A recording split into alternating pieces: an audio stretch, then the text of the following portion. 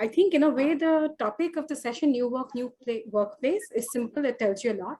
And as we all know, that the pandemic has exacerbated our deficiencies, but in certain realms, especially in the digital space, change, though, is not merely led by the pandemic and work from home. That is the current scenario, but there has been a change brewing since some time, thanks to talks around inclusion. And as Vivan would tell you, also because of our very big demographic of millennials that India has. And all of these conversations are also changing the workplace, right? So that's what our opening discussion today is going to be about, new work, new workplace. And we're going to be posing some very crucial, relevant questions about what are the skill sets of the future now that some of this has changed. How does inclusion tie up with the bottom line and the economy? And how do we prepare for the millennials? Because this is something, and all of these changes are going to be important, not only for employees, but for leaders, top executives, your policymakers, everyone, right? And to lead this very, very exciting conversation, we have with us Tony Francis. Hi, Tony. Hey, Pooja. Yeah, so great to see you here, and a warm welcome to everyone else as well. Hi, Parmesh, Bhavna, Sweta. Tony, for those of you who don't know, is actually an author of historical fiction. He's also media broadcasting professional with over 20 years of experience, and is presently the Chief Revenue Officer at Matrix Publicities, which is a WPP company. His book, The Autograph Seeker, opened at number 13 on Amazon News Releases, and in 2018 was nominated in the Best Fiction category at Valley for Words Literary Award. It was also featured in Deccan Herald and in Indian Express's must-read list, and was longlisted at Geomami Word to Screen. I didn't even know there was something like Geomami Word to Screen. That sounds to me like text-to-speech almost. He's also the recipient of several other awards, including Distinguished Toastmaster Award, the highest level of achievement in Toastmasters, and International Leadership and Communications Club. So toasting to all of you, and let's start this. So Tony, all over to you. Hey, thanks, Pooja. Feel very good when you get a good introduction like that. And welcome everyone who's tuned in to the conversation on new work, new workplaces. As Pooja said, my name is Tony V. Francis, and with me are four stellar individuals who I'll introduce in a moment. During the session, we hope to get answers on some of these questions, like has the pandemic and accelerated digitalization produced a whole new set of careers? What will the skill sets of the future be? What do employees want? How is work from home, conversations on inclusiveness and aspirations of millennials changing the workplace? Does diversity and inclusiveness also make business sense? What does this then mean to leaders, top executives, policymakers, and employees?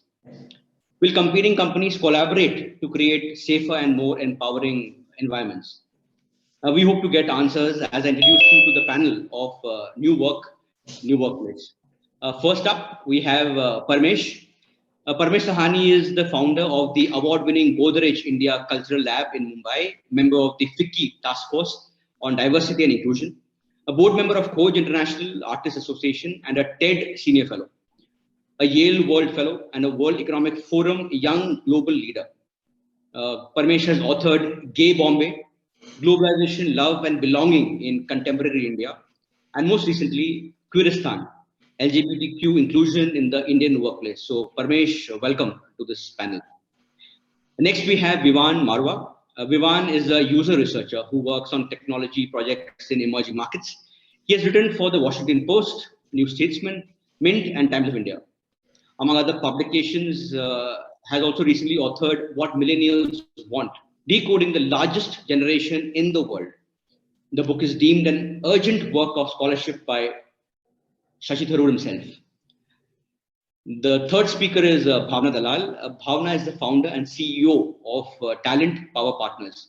She's an executive, in fact, an international executive master coach who's written award-winning articles for magazines like Forbes and Fortune.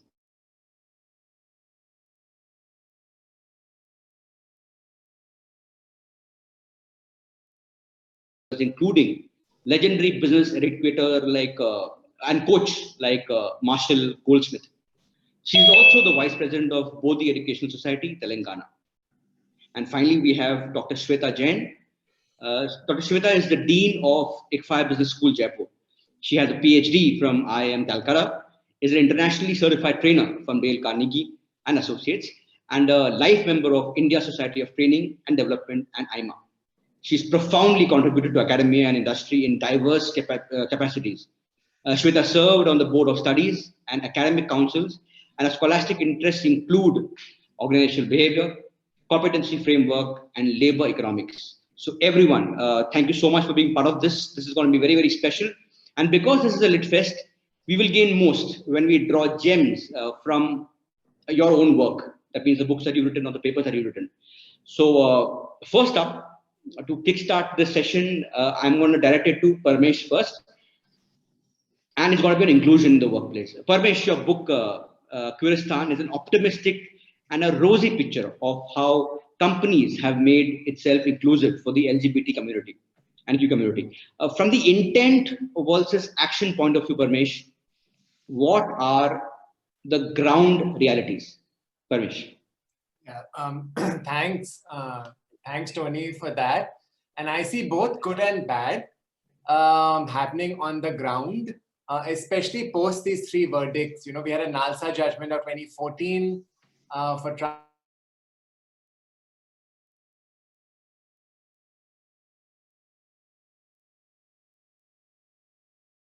year later, right? So post all of this, I see a lot of good momentum on the ground.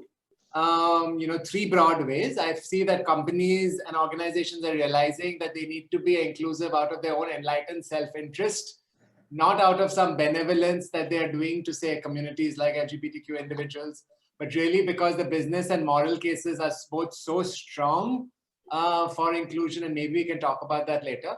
But secondly, I'm also seeing that companies are recognizing that, the workplace is often where our identities are formed in today's India.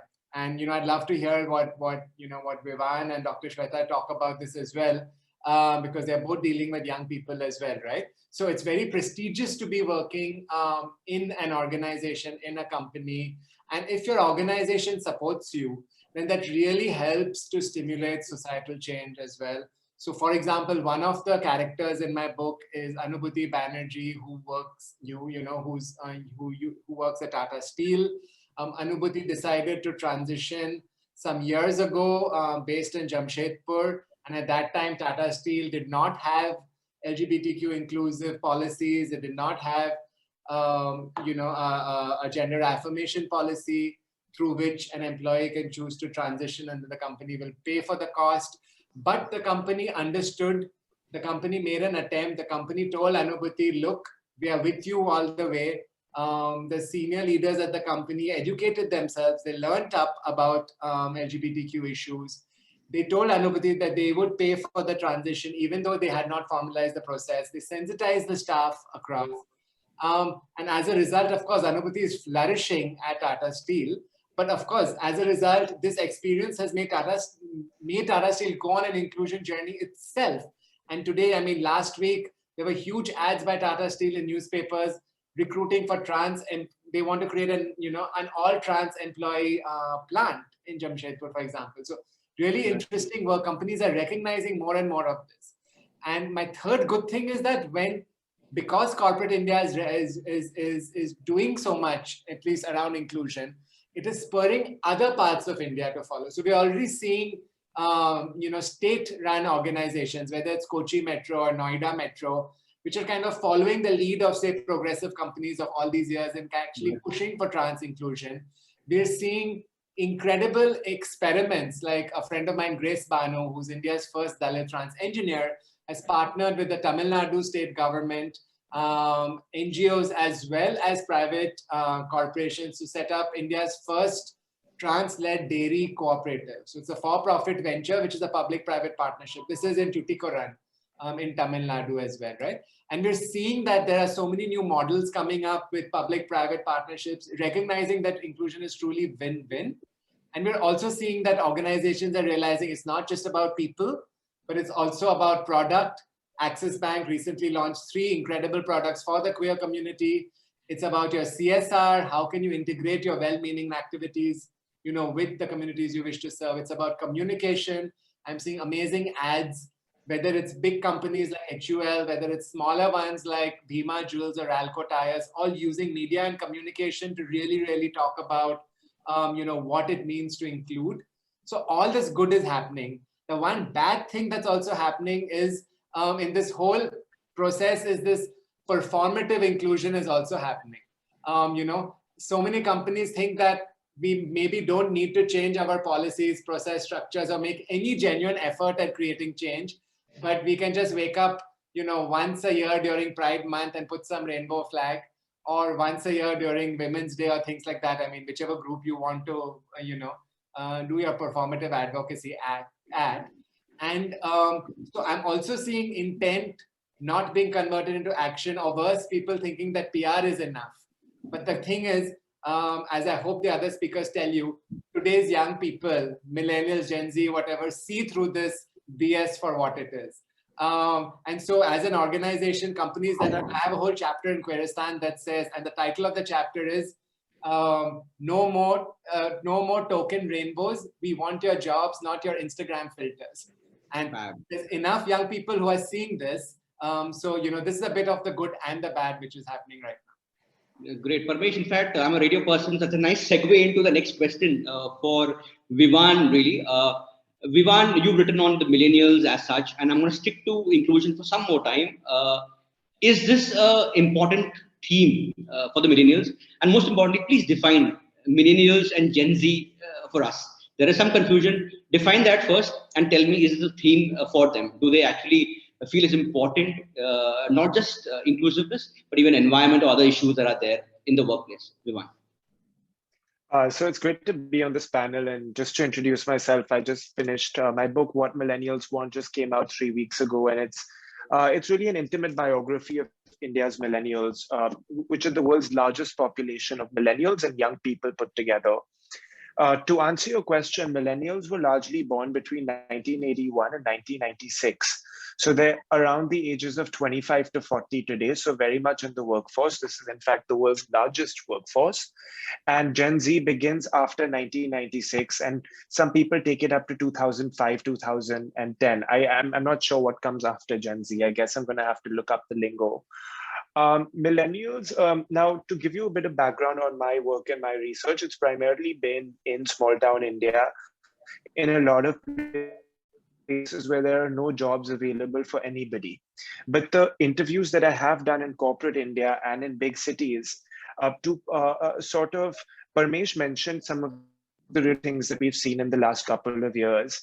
But to play devil's advocate for a second, I also feel for every one step we've taken forward, we've taken 2 steps backward. And I'll give you one example. I don't know if you guys can hear me, but it's saying my connection is unstable. But I'll give you one example. A few years ago in 2017-18, when Me Too was gaining steam across the world and even in India, I heard from a lot of corporate executives, men, who were telling me that they don't feel comfortable talking to women in any environment in their office spaces anymore. So they either always have their door open, or they'll have another female employee in the office with them. Now that is step 1. Step 2, what comes next is organizations have been hiring fewer women. And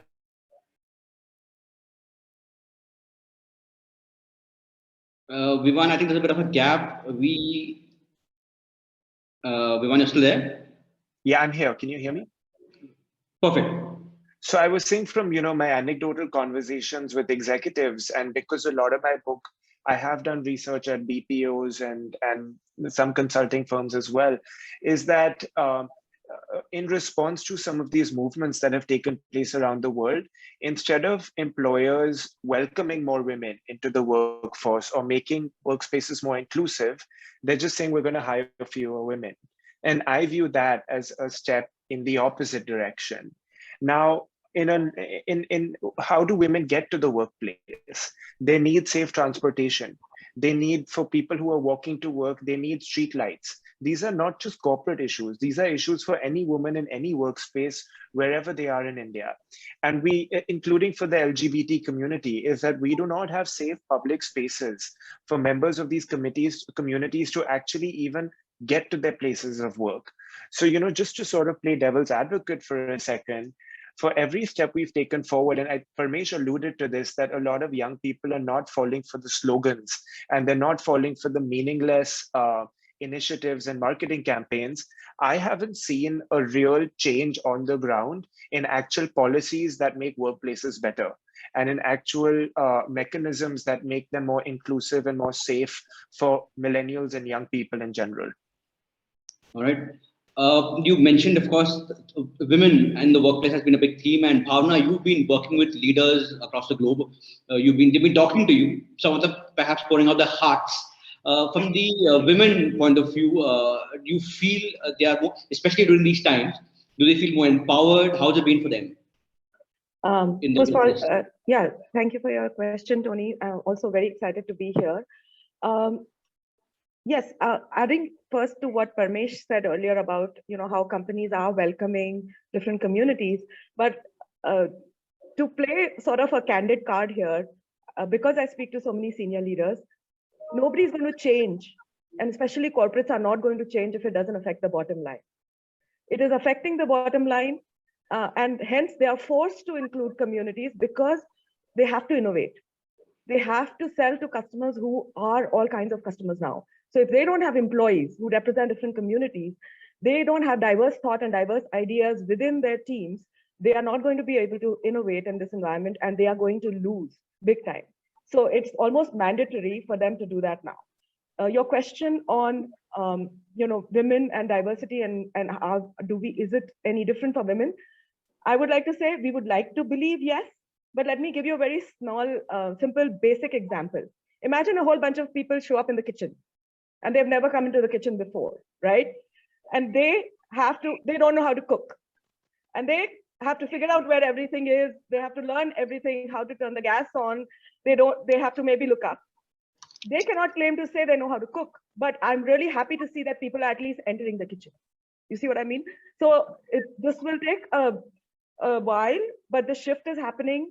I have leaders who come in asking, they want to be inclusive, because I work with major, large multinationals, which are global typically. They want to be inclusive. They have to understand how to overcome their biases, some of them unconscious, some of them conscious. They really want to learn how to do it. So even if they don't know how to do it, they are willing to learn. So that's a very positive step, but we do have a really long way to go.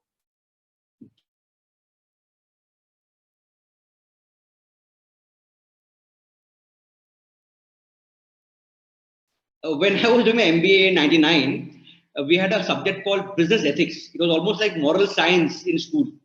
That there's a subject called business ethics. That means have to be taught ethics as such. In today's times, what are the conversations that are happening in the education sector? That means you run a business school. Have these conversations found itself in the B school for the workforce of the future? What is happening back there at the ICFI Business School or around India in B schools?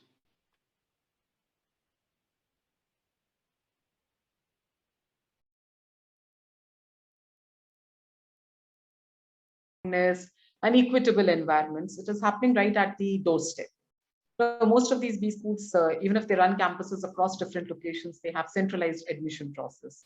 So when we see the aspirants coming through different admission tests or qualifying examination, approximately 30-35% of the population comes from the female segment. And then you have, when you look at the business aspect of it, the institutions have become very open in terms of offering equal opportunities to students.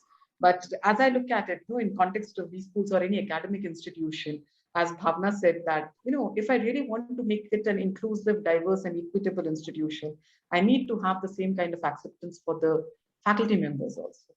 So when it comes to students, yes, sir, the institutions are welcoming students with very diverse backdrops, diversity not only in terms of the sexual orientations as we are discussing, diversity in terms of various things, your faiths, your beliefs, your maybe your spiritual orientations or your academic or socioeconomic backgrounds. But this again comes to zero when we get to understand, are we open to accept teachers, faculty members, and staff members also from those diverse backdrops. Fantastic. So if you really want to create that climate in educational institutions that we are, every segment of the society has the responsibility and opportunity to demonstrate their commitment to these righteous ideals.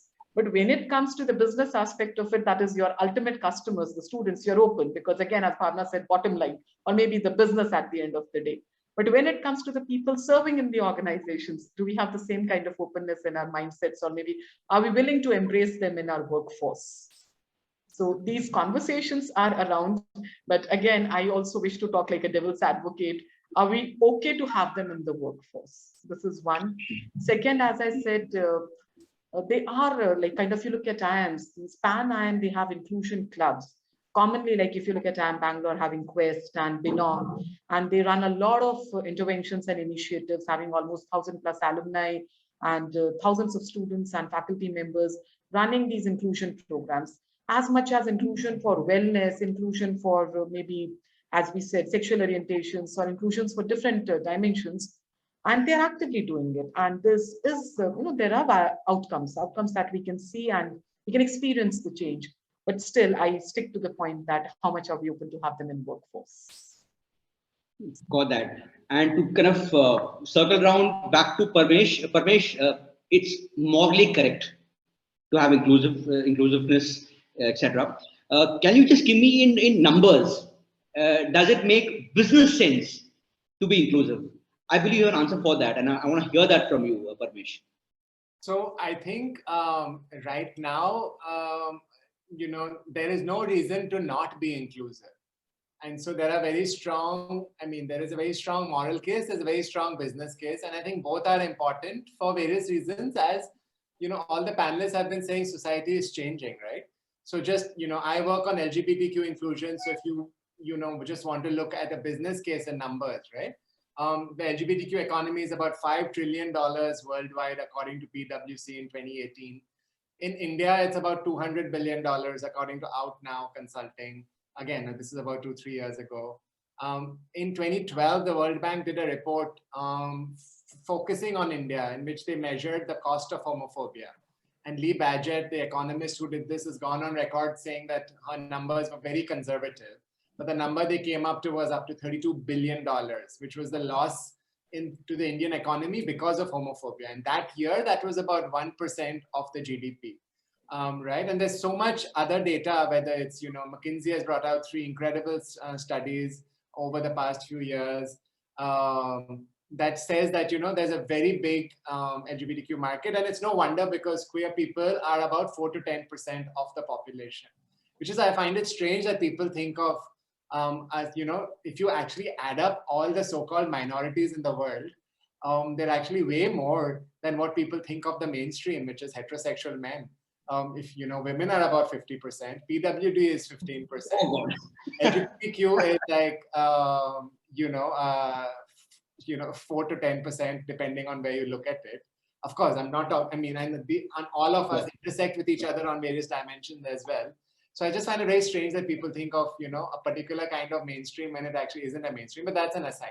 In terms of data, there's enough data that says over the years that inclusion makes you more innovative. So there's numbers from Deloitte that says that as an organization, if you are inclusive, you will be 8 times more innovative in your outcomes than non-inclusive organizations. This is something that Juliet Burke did in 2016, right?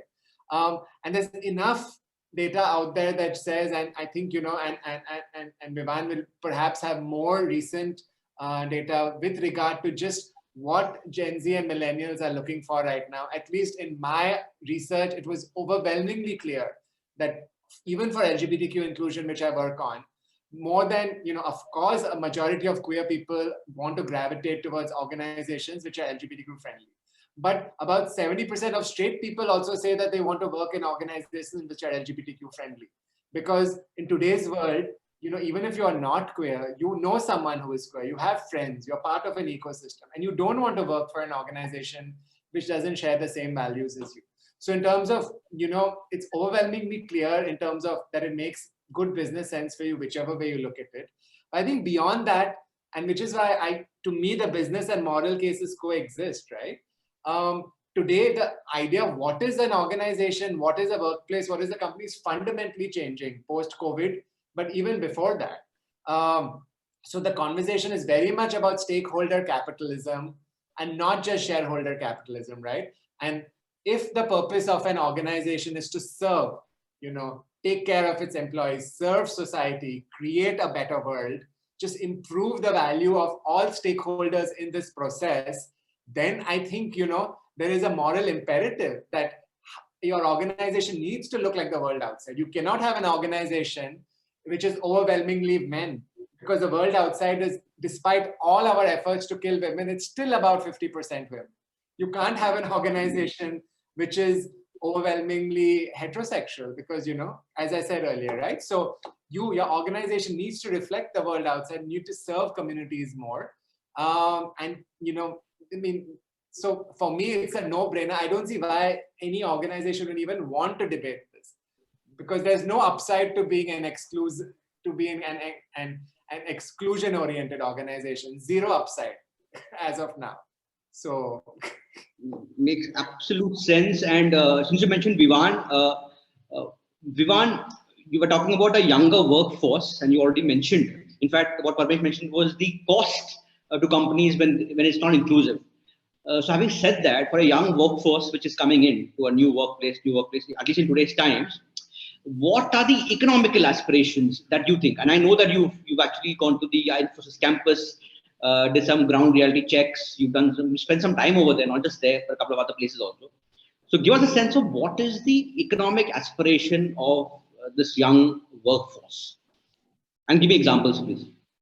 Perfect. Just before I answer your question, I want to echo something Parmesh said, that there's very few young Indians you're going to meet today who will say, yes, I want to work for that company that discriminates against an LGBTQ person, or yes, I want to work for a company where women are not treated equally. I also do want to mention, in the Indian context, LGBT rights are not as charged as they are in Christian countries, right? Where the church has traditionally had teachings or text against same-sex relationships. In India, and I mean, there's people who will speak to this with far more eloquence than I could, but it's been a part of this culture for a long period of time, both Hindu and Muslim culture. And so it's not as charged of an issue among young people as, other issues that are animating our country. It's not something people particularly care about, especially in the context of a workplace. Since you'd asked me about the economic aspirations of young Indians, and just once again, because, so much of my work has been in the grassroots and in the field, everyone basically wants a government job, and 65% of young Indians, according to data collected by the Center for the Study of Developing Societies, which is the preeminent think tank that does election and regular data collection in India, say that they want a government job. So maybe we could discuss what equity and what and inclusion looks like in government offices, and how government because the government is just so powerful in India, and public sector employment is such a big part of our economy. What do these conversations look like over there? Because we've been talking about the private sector version of this, but what is the government doing? And to be honest, I actually don't have an answer for you. So it is a question we should be thinking about, because 65% of our young people say that they want a government job. Now, many of these might be peon level positions, but some of these are also the gazetted state level services and public sector, the UPSC positions as well. So what does equity and inclusion look like at those workplaces? And are people being treated fairly? Once again, I don't have an answer. It's something we should be talking about more, because Vivan, there you go again. You're back. Are about private employment, and we're not talking about public sector employment enough. Right. Bhavna has this theme again. Are companies worried? How do we keep these young millennials motivated? How do we keep that going? How do I make sure that someone stays at least for 2 years without getting bored and just jumping off? Is that something that's worrying now? And what are people doing right now? What are companies doing right now? Bhavna, you're on mute. You're on mute. Sorry. I think that is something that when I have this issue brought up since I have an inside view of, really how people are thinking, if they are worried, then they should really stop worrying, because they have to adapt, continue to remain the same. That's why the gig economy is really, sprouting so much. In terms of inspiring, right? All of us are authors here, and I've been doing quite a bit of research on inspiration, motivation, intuition. As a leader as a student of leadership, to inspire people. I know this is an oft-used word of unlearn and relearn, but it is a fact. We have to remember that inspiration amongst us humans is always a work in progress, and it's dynamic. It's like a butterfly.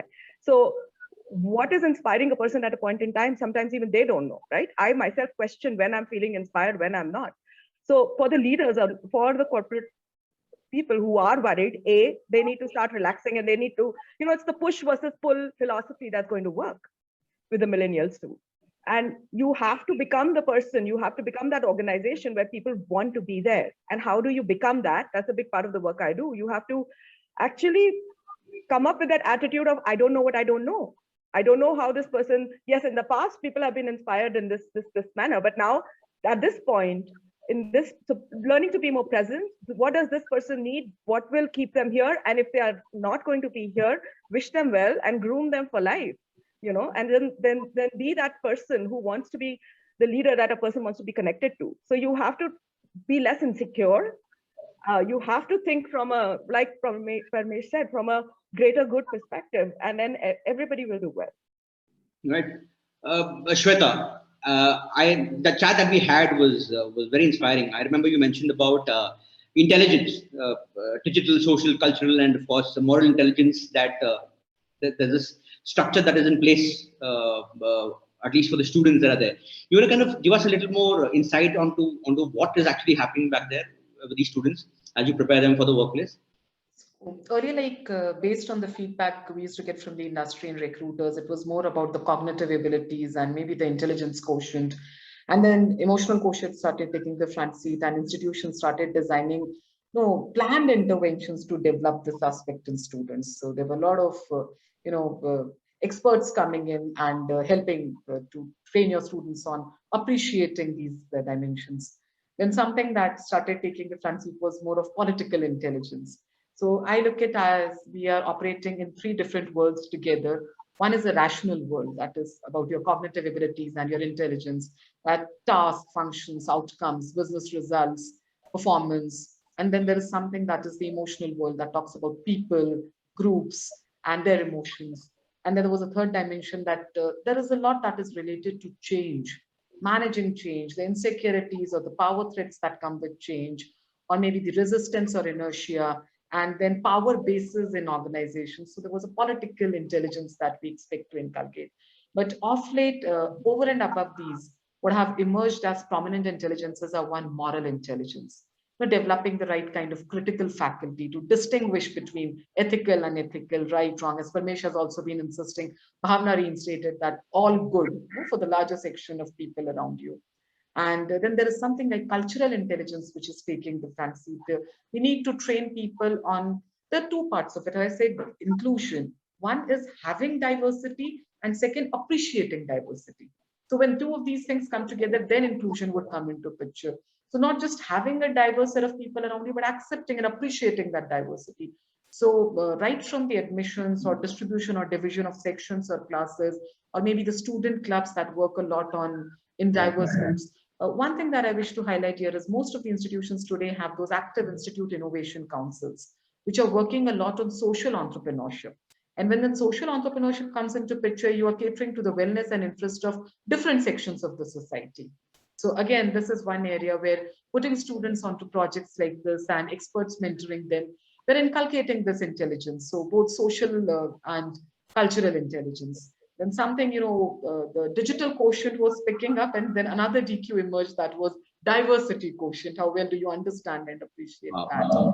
And something interesting that has emerged recently has been they talk a lot about the spiritual quotient. So this is even making us better humans, more evolved in our thinking, more open in our mindset, more tolerant, more enduring about differences around us or different perspectives. So that ability to adapt, accept, and collaboration is coming through these different things. So I would talk like intelligence quotient, cultural intelligence, social intelligence, political intelligence, moral intelligence. These are talked about, and institutions have planned interventions, collaborating with experts to see that you put students on such projects where they get to develop these things in real time.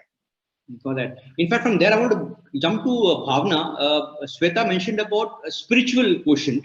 And I know, Bhavna, that you also bring a bit of that into your interventions as such. Is it becoming somewhere a little more mainstream, or is it still behind the scenes? Let's keep it hidden. It's there, but let's not bring it out as much, or let's keep it in a bit of a wheel. How's that going? I mean, this is just something that this came up from Sweta, of course, but give me a sense. I'm so happy you asked this question, and it's an excellent question, Tony. 10 on 10 to you for asking this right now. Personally myself, I'm a Reiki healer, and with Vedic understanding, Kabbalion principles, Christianity, and a lot of that. But on my LinkedIn, I still don't promote that, right? Because I don't know what people's perceptions are. When I do my one-on-one interventions, I do use a lot of very holistic exercises with very senior leaders, and it goes over a range of many different modalities, okay, depending on what is the need in that moment for that person, which shows up. A lot of people, especially, I work with mainly the JPAC region a lot because of the time zones. I have clients in Europe and America as well. However, even they, in a one-on-one space, you have to have the ability to create the trust, and they are accepting. In JPAC, they are far more accepting because we have, I think, older cultures. So there is somewhere an innate sense of knowing. There are just as many clients, even in this region, who will sometimes not respond to it, but 25% of my clients do like to understand meditation and get initiated in meditation and try and kind of imbibe it as part of it. And I also have a lot of very high stress, anxiety leaders, especially since the pandemic began. So even to grapple with that, there's a lot of, maybe yoga nidra or those kind of simpler methods which are really helping them. So it's really shifting. It's opening up more and more and more. And as leaders are being developed, this aspect will widen where people will freely talk about it. I know millennials and Gen Zs are certainly a little bit more open than the older generation, believe it or not. That's an insight. Yeah. That's an insight. That's quite a bit. In fact, since you mentioned the millennials, Vivan, I'm back to you. I don't know, somehow I have to associate millennials and the young with you itself. From spirituality to technology, what has been the transformation role of technology in the workplace, Vivan? If you can.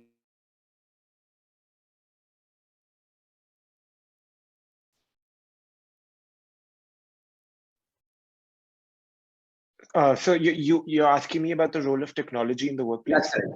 The transformation role of technology, that's right. So in my book, I actually have an entire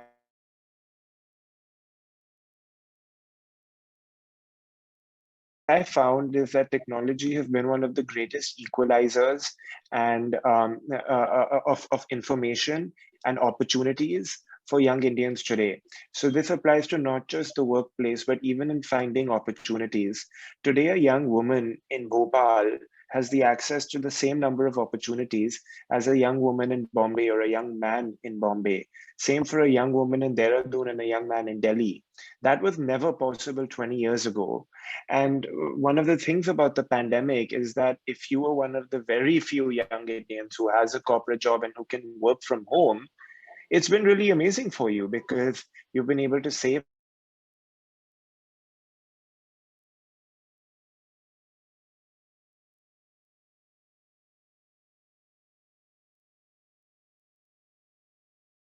become work all the time because you're never really off from work anymore.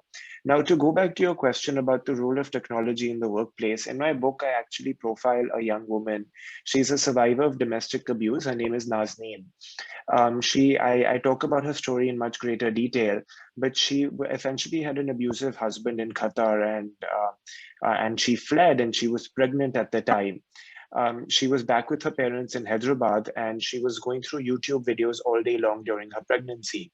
These videos were makeup tutorials, and these makeup tutorials were in Hindi, which, they're never usually in Hindi, they're in English or other languages. And she started learning a lot about makeup. Now she realizes, like, okay, I have a child and I need to support myself. How do I do that?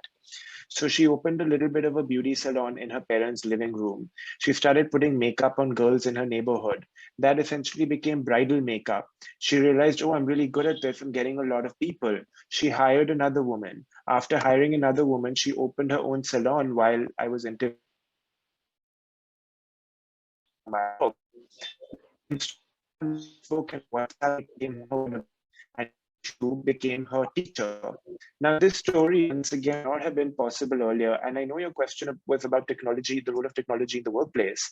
But I think we should talk about the role of technology more broadly and how it's really allowed a lot of young Indians to get these opportunities that they would never have had earlier. We would have never seen the story of a survivor of domestic abuse becoming an entrepreneur 20 years ago.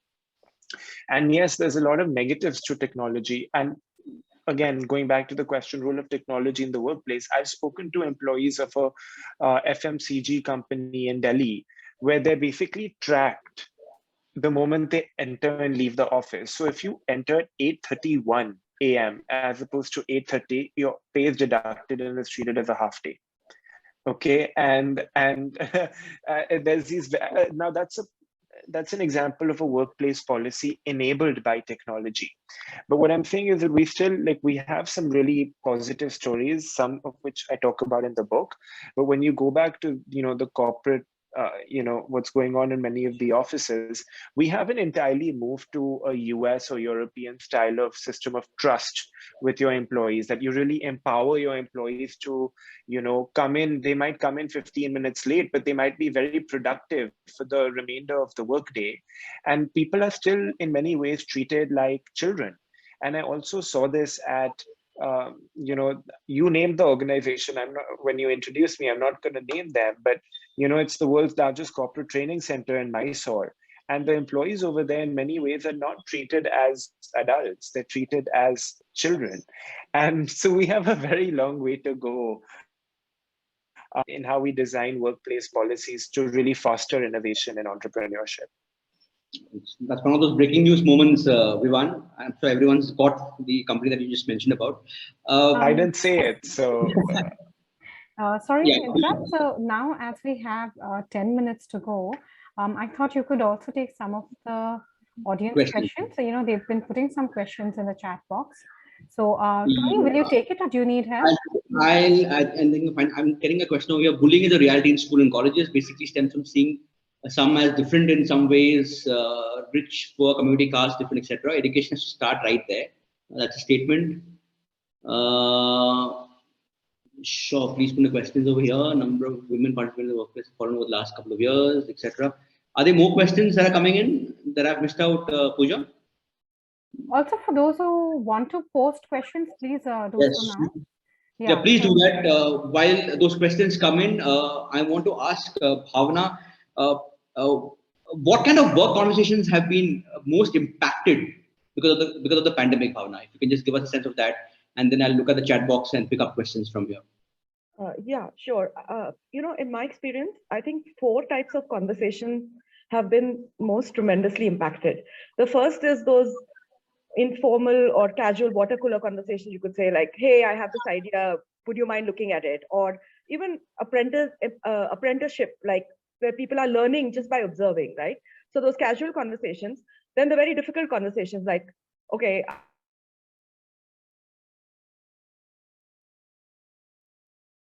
then the third is maybe like for salespeople, where you have to build new relationships. So earlier you were going to networking events or you had your means, but now that's changing in a big way. And the fourth is, especially with the strategic team or the senior leadership in terms of is decision making. And I'm going to give you, like, just to tell you briefly the examples, right? For casual conversations, the way they have to be done differently now, you have to orchestrate them. So you have to get comfortable. You cannot be awkward anymore to say that, hey, can I speak to you for 5 minutes, or let's do a coffee chat, right? There were some organizations that were actually creating these rooms in the beginning of the pandemic where you could just come to hang out. It's funny though, one of the people whom I was coaching shared with me, though, he went to that room and that room was empty, and he said, I got even more depressed because I was all alone in space. The second is, body language, right? The way that you have to now soothe someone or show compassion. You can't put their hand on their shoulders, or you can't lean forward or whatever. So you have to learn these techniques and tricks on how do you demonstrate that when you are not there in person for the difficult conversations. One thing I get a lot from the mid-level people is, oh, you build trust only after you've worked with someone for years. No, in leadership, you should learn how to build rapport and trust almost immediately, right? Like in my first session, I have very senior people bawling or crying. How do you do that, right? That's an art that you learn. Also for decision making, for example, maybe a more staggered incremental approach to getting consensus, keeping inclusivity in mind. So, you cannot, for old habits will not bring in the new results. Things are changing. The faster you can observe what's changing and then step up and adapt, the better it will be for everybody. Brilliant, Bhavna. There's a question to Parmesh, which says, how do you feel about only trans teams like the Tata plant you mentioned? And Parmesh, I would also request you to just give us a sense of what TIS also does, making its institute very inclusive. So yeah, if you could just take this one. Yeah, I mean, I feel good, obviously. I've seen enough organizations where there is all men teams, for example, and no one says, how do we feel? I've been on enough events where there are all manels, and no one says, how do you feel about yet another manel? So it's very nice that in a world that, an organization is trying to create and work with a community to create. There are so many examples. I know Mondelez has done an all-women plant. I know I think Ather, the scooter company, I think Ola Electric has built a scooter plant with an all-women team as well. So look, I think any can create more job opportunities for people who are incredibly talented, like my queer LGBTQ brethren, as well as so many others, is good. Because, with job opportunities, you get a sense of, belonging, a sense of identity, a chance to, change your own destiny as well as that of your family as well. So I feel very good. I wish that there were more and more efforts at including more and more people from a wide range of underrepresented communities into the workplace. And I think it should, while these are the kind of exemplars, like all women teams, specific all trans teams, while we move towards a world in which for every job and every opportunity, a wide range of candidates are encouraged to apply, and then companies also translate that intent into actually selecting a wide range of employees. I think specific targeted interventions like this are really, really good. So that answers that question. Was the other question about what some educational institutions are doing? I didn't understand that. Yeah, I believe this has done something great in terms of the inclusion bit. Would you know about it has an all-gender hostel, which started some years ago. And actually, so there's, listening to Dr. Sweta, just understand the schools. There's a lot of change happening actually amongst college level India in terms of, trying to create that momentum for, for change and inclusivity. But, I think, again, and at age 45, I kind of feel like I'm part of older India now. I think, the responsibility to our generation is very much to act as custodians of aspiring India's dreams and ambitions and not squash them. Like how say, people in my generation and previous generations, right? They've always been idealistic youth. The system has always, in a sense, come and impressed itself on us and squashed people and kind of made us part of cogs in a very similar looking machinery over years. So I think we have this unique moment at this point to not squash our aspiring young people and honor them and actually help create an inclusive new India in which we all can flourish, in which we all can flourish, because it is truly a win-win proposition. It's not some flourish and others don't flourish. We can truly create an ecosystem where we all can flourish.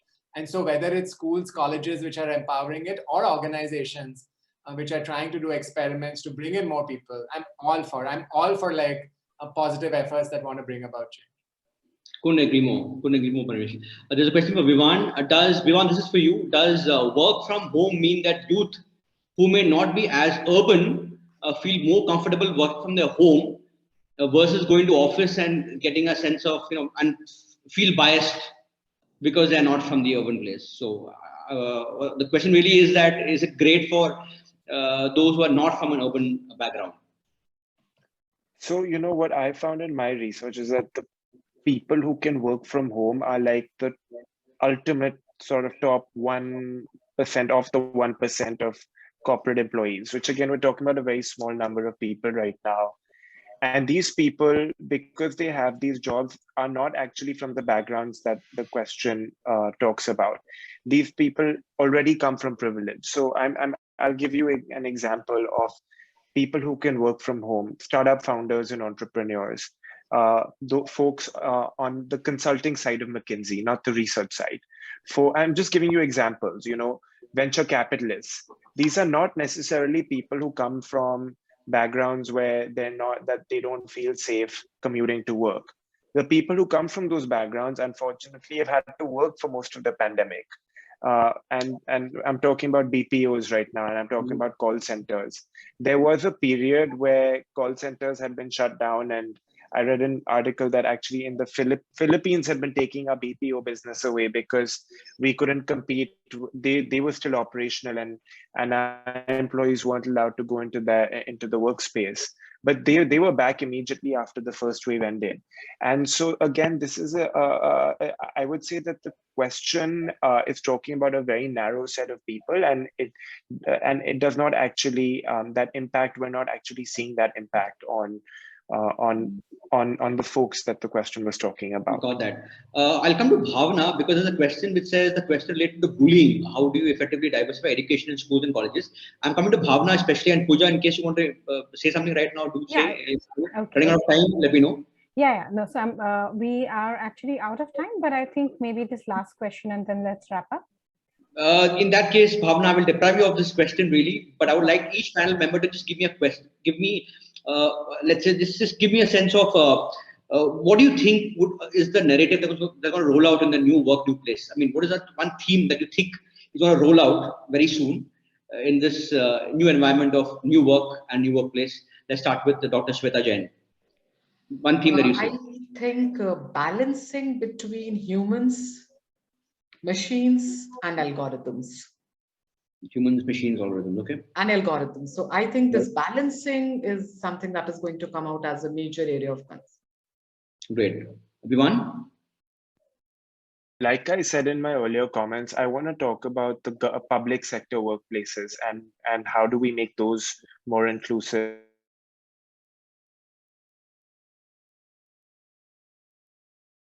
They're making decisions that affect this entire country and not just products or services. Got that. Bhavna? I can talk about what would help people succeed in the new world which is coming and what the expectations of organizations is, and I would call it like a AAA or 3As.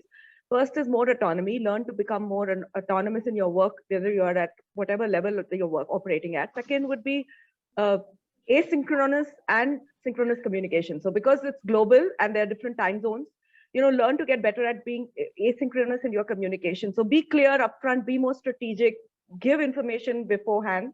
And the third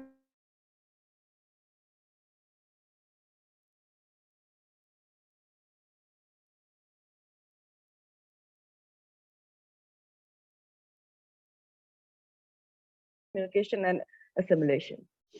And Parmesh. Yeah, so I mean, I would like to see people in workplaces think of workplaces through an intersectional lens, recognizing that we all bring with us a set of our privileges as well as discomforts and disadvantages. And, you know, we are not in separate buckets, but we are a composite of various aspects of our identity, and actually think of human beings really as that human capital, you know, instead of just cogs in a machine. And I really like how Dr. Sweta spoke earlier about various quotients. And I think, you know, and perhaps in a more enlightened workplace of the future, the organizations understood these various quotients, and we actually had, you know, a focus on equity measures, on